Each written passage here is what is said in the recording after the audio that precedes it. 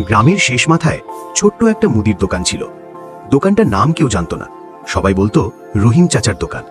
রহিম চাচা বয়সে বেশ বড়, চুল দাড়ি সাদা হয়ে গেছে, কিন্তু মুখে সব সময় হাসি। সকাল থেকে রাত পর্যন্ত তিনি দোকানে বসে থাকতেন।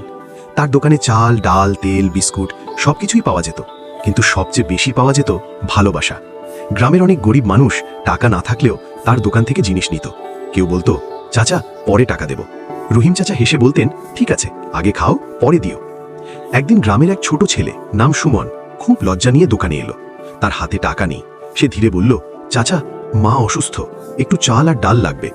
রহিম চাচা কিছু না বলে তার ব্যাগ ভরে দিলেন, শুধু বললেন, মাকে ভালো করে দেখো, টাকা নিয়ে ভেবো না। কয়েক বছর কেটে গেল। একদিন হঠাৎ গ্রামের মানুষ দেখল দোকান বন্ধ। রহিম চাচা আর নেই। সবাই খুব কষ্ট পেল। কিন্তু গল্প এখানেই শেষ না। কয়েক মাস পর সেই দোকান আবার খুলল। সবাই অবাক হয়ে দেখল দোকানে বসে আছে সুমন। এখন সে বড় হয়েছে। দোকানের সামনে নতুন একটা সাইনবোর্ড, রহিম চাচার দোকান, ভালোবাসা এখনো ফ্রি। গ্রামের মানুষ বুঝল রহিম চাচা শুধু একটা দোকান রেখে যাননি, রেখে গেছেন একটা শিক্ষা। মানুষকে সাহায্য করলে তা একদিন ফিরে আসে।